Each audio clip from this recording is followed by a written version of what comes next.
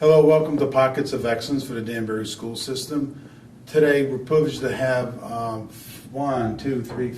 4 seniors and a junior, all who've attended and have been in leadership roles in our district. And I've asked them to spend a little time to talk to us about their experiences in the Danbury school system relative to their academic preparation, their secondary operational in co-curricular activities, and other events that they participated in. First, I'll ask them to introduce themselves, how long they've been in the school system, and where they are now. Why don't we start to my right with Jamie.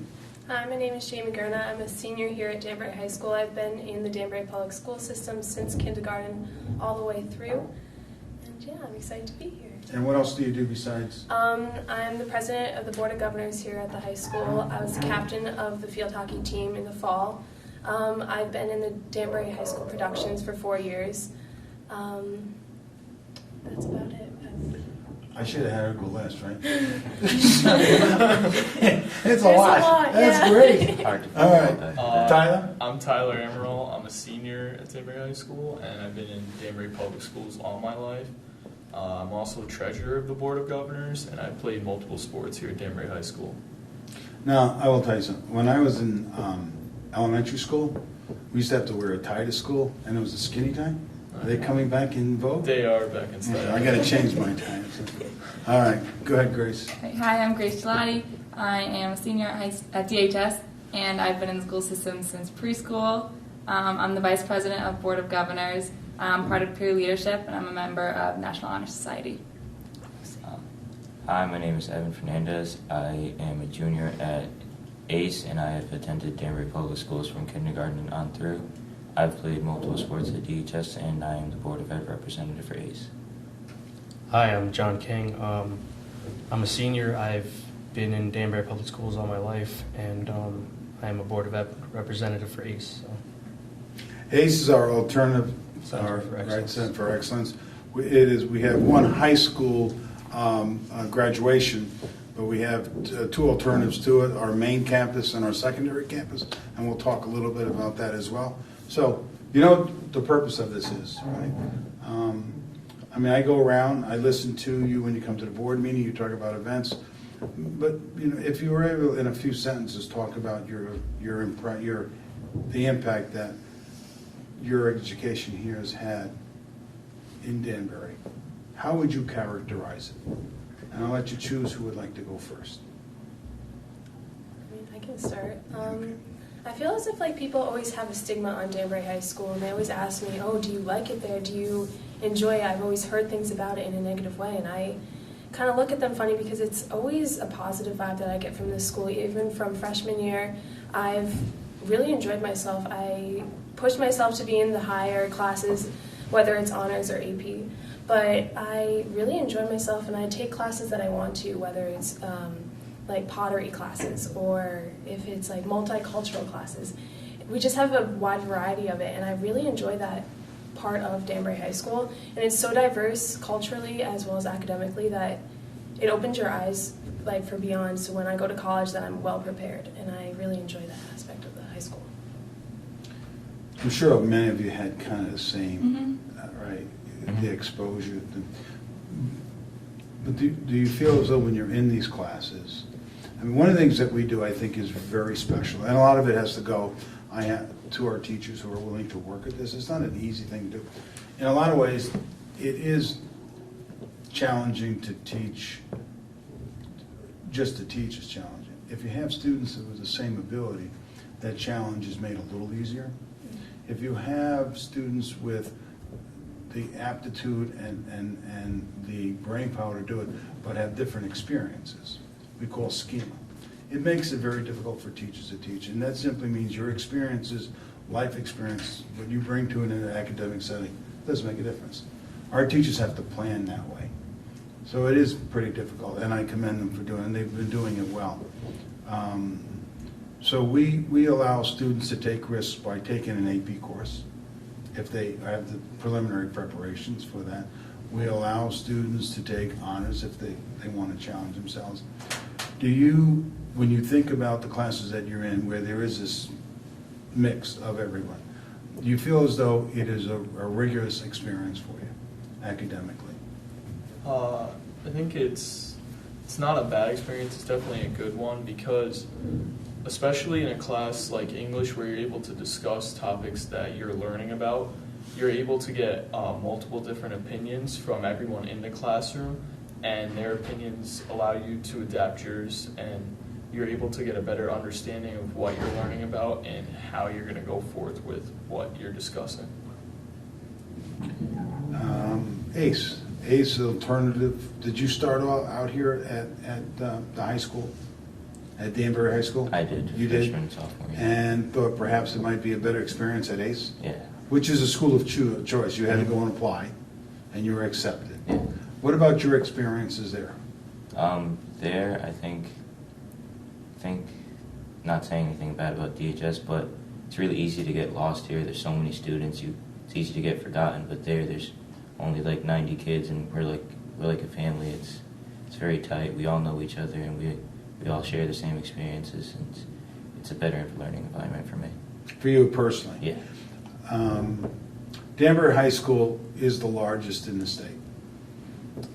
We have the freshman school. We tried to make it smaller. We transitioned to the upper school, 10, 11, 12. But a long time ago, it was determined that everyone can exist in a large setting. Most high schools in the state are between, well, there are many that are under 500, but their average is about 900 to 1,000 students. We're 3 times that amount. So someone's just not going to make the adjustment to that largeness, right? So that's why the board about, I think 25 years ago, maybe how long ago? Is it longer? ACE has been in existence, do you know? It's been quite some time. Yeah, maybe longer, maybe 30 years.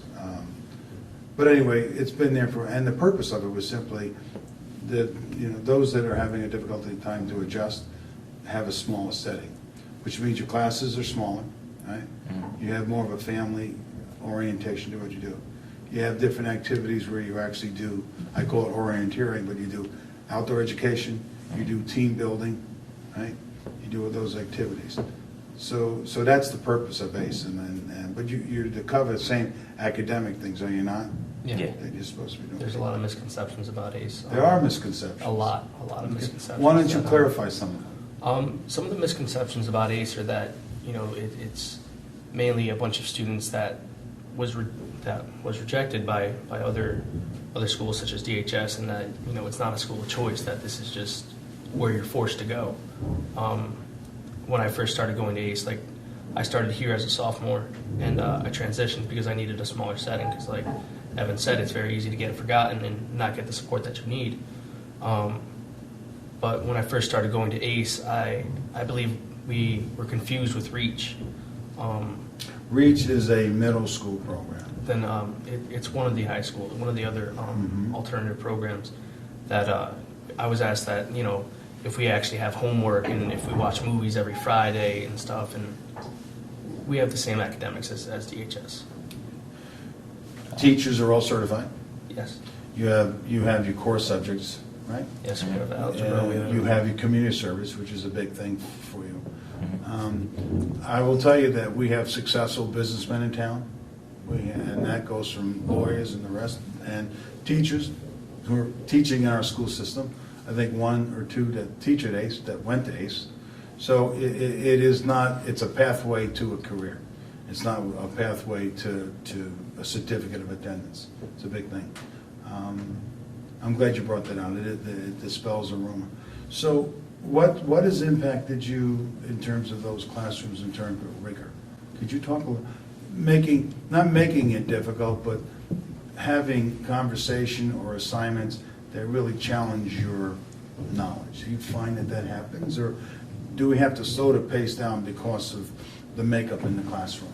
I think that the teachers in general have done a great job at making the class available to learning for everyone in the classroom, even people at different paces, because I've never been in a classroom where someone's needed to slow down, but I've never felt that the teacher's going way too fast for me. All the classes that I've taken, even if people were at different learning speeds, they understood what was going on, they were able to develop in the classroom setting. So you felt it didn't slow down your learning? No, yeah, I've never had to raise my hand or seen anyone else saying like, oh, can you like slow down a little bit? I'm not keeping up with the pace. The teachers do a great job at keeping it level for everyone. Yeah, and I feel that the 3 levels that we have here at the high school, college prep, honors, and AP, give us a good balance. So those kids that are taking those classes, and when we sign up for the classes the year before, you definitely know and you're given like a good basis of where you belong. So if you are truly a college prep student and you really need the teacher to go through the information in depth and take their time, that's fine, but that's when you know that that's where you belong. And so kids aren't held back if you are put into that honors classroom, and you have the ability of dropping down to that college prep. So it really gives a student the opportunity to excel rather than be held back. One of the things that's prevalent in secondary education is tracking. And tracking is a system of, I think the intention for tracking was to help students and pace their learning. And what had developed over time has been, less of a curriculum for students who would learn less, or less of a curriculum for those who intellectually can do but would not do, or they would just not turn in stuff. So we would have these accommodations in tracks. What Danbury did some years ago, probably now 4 or 5 years ago, said, you know what, if you're special needs, you need special activities, that's understandable, would support. But everybody should come into this high school expecting to be prepared to have a career path and not have it cut off because of your lack of preparation. So intellectually, if you're capable, you should enter, and you ought to have a regular curriculum that ought to get you into a college. You can have one that in fact will accelerate that learning. Then we have our AP level that are really at graduates at a college level. And everyone else, every other one was eliminated. That was very hard for us to do, very hard for teachers to do as well, very hard for parents. And students we worried about because they were not expected to perform at that level. We all nurtured them. But in the nurturing, we found that it slowed down their learning. And they learned less. As you hear to someone, somebody left high school and they couldn't read. What they meant, well, yeah, they can read, but they couldn't understand. They couldn't talk about what they read. They didn't know how to do notes alongside. They couldn't do a lot of that stuff that made them a good learner, or someone who could enter into a career and do a good job, or go to college and do a decent job. So we did that.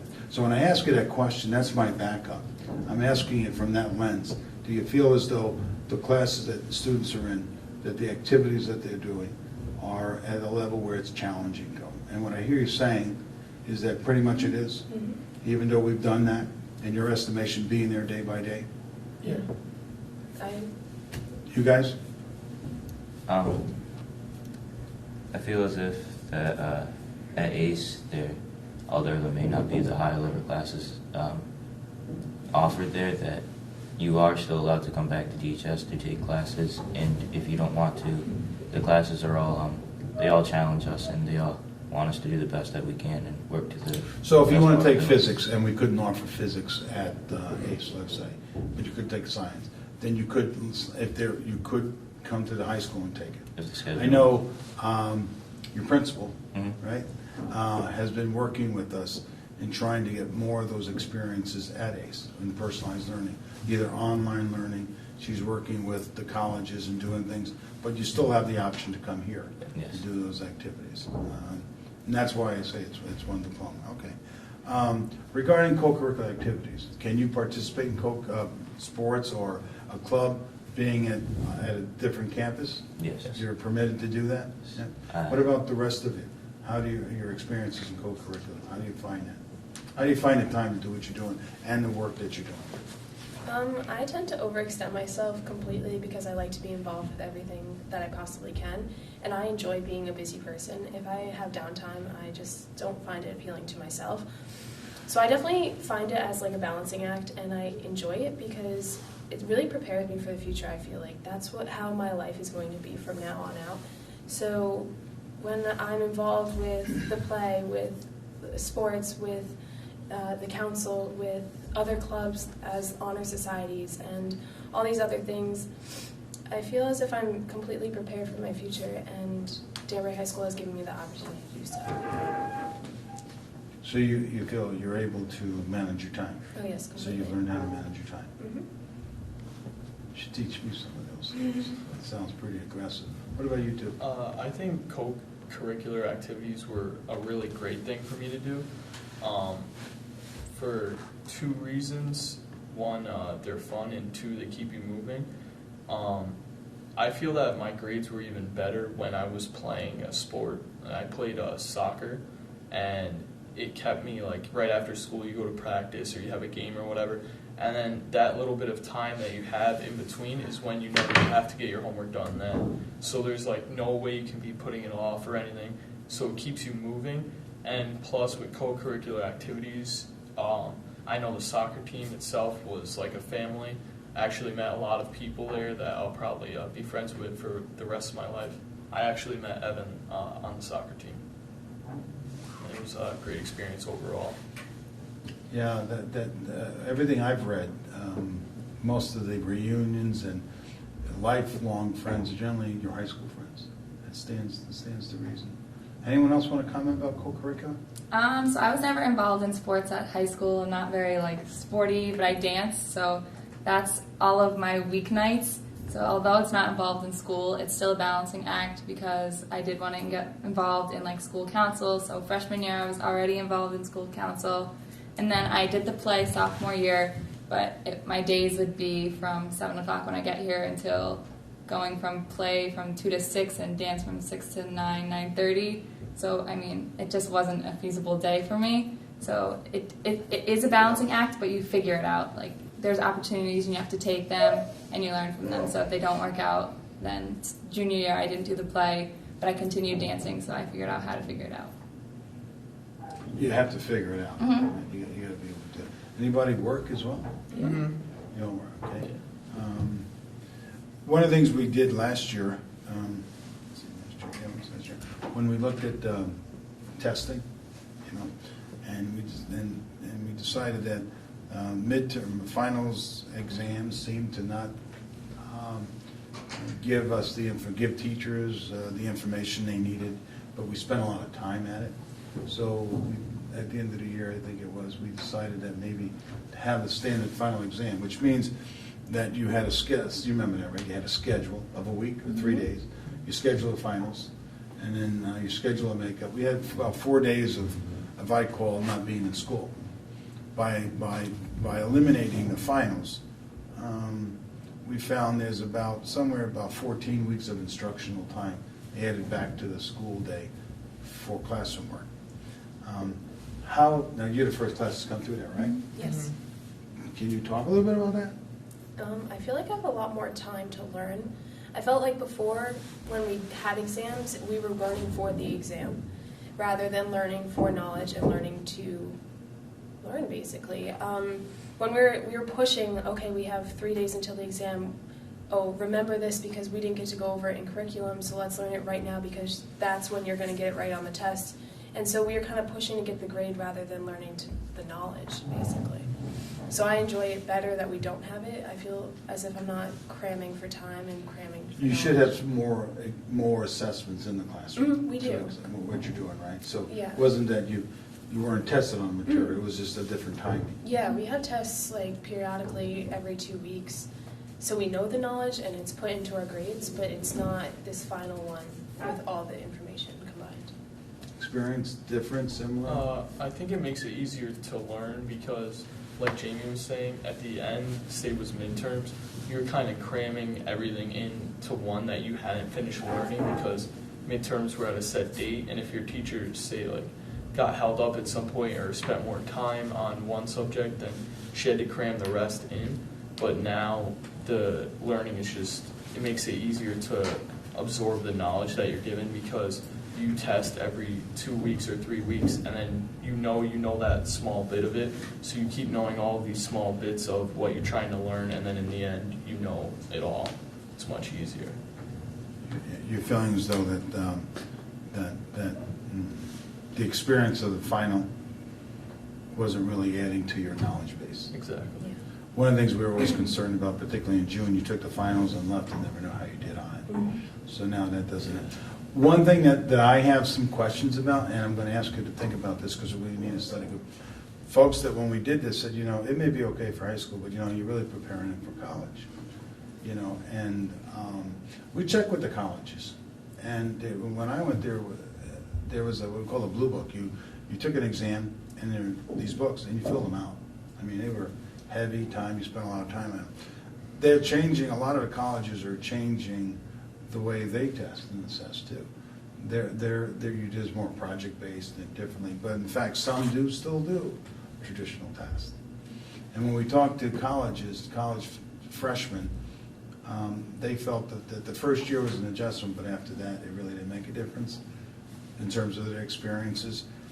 And for us, we're going to try to follow up with a study. When you leave here next year, we're going to try to write to you and say, after your exam, tell me if you feel prepared or not prepared for that experience. So we think that's important to prepare you for the next level.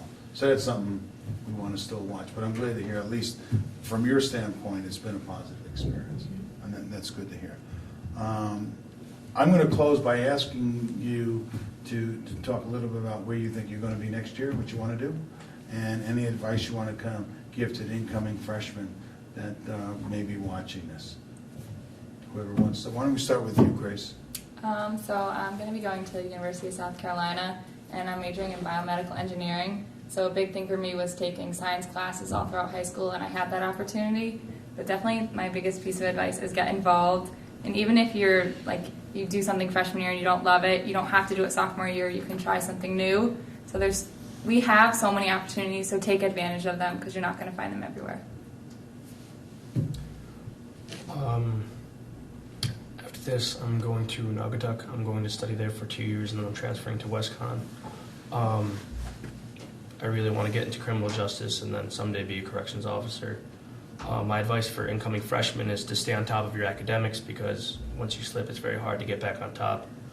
And get involved with Board of Ed, get involved with extracurricular activities. Do as much as possible because everything looks good on a resume and everything looks good for a college application. Tyler? Next year I'm going to Penn State, and I'm going to be majoring in finance. My biggest advice to incoming freshmen would be to don't stress, because I know a lot of people are afraid of high school in general, but the Daybreak High School specifically was a very open place to any type of person, and you will always find a place to fit in Daybreak. Do you feel safe up here? Of course. Yeah. That's a freshman thing. They get all scared. Yeah. It's not. I felt safe. Yeah. Evan? I know you're coming back next year, but what about the 9th graders coming in? To them, I would say that you don't have to do this alone. There's always somebody willing to help you, and there's always somebody who's going to help you. I think as a freshman, there's nothing worse than feeling like you have to have your life figured out now and know what you want to do for the next 4 years up until college. But that's not the case. There's people who are going to help you, and there's people that'll help you figure out where and what you want to do with your life. I'm attending the University of North Carolina next year with a major in biology and pre-dental with the goal of being an orthodontist. And my goal, my advice for freshmen would totally be to stay involved, just like everyone else said. Stay involved, balance what you're doing, and get your homework done. Kind of just everything you've heard before, but it makes a difference in your life. And honestly, just apply for college early, know where you're kind of headed, and just kind of enjoy it. Enjoy all of it. Okay. Anything else? We good? You good? Okay, good. I'll tell the audience, they had no idea why they were coming today.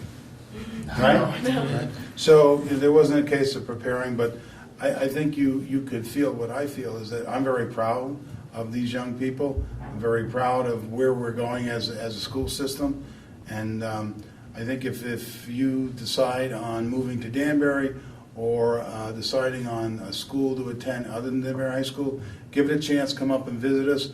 I think you can see from their experiences at Danbury High School that their preparation and their focus and career path has been influenced by an education that we find to be both rigorous and comprehensive. I am very proud of these students, and very proud of other students that they represent. In my view, they're an ambassador of the type of individual and type of students that we have here. We have a marvelous teaching staff who really make connections with students. And I think if you're thinking about where to attend school, whether it be private or public, I think it's always a choice of the family. But take a look at Danbury High School. It is a wonderful opportunity for students, and there are no death paths here. They are all leading to a career or to an educational programming post-secondary if they want to take that opportunity. Thank you again for tuning in.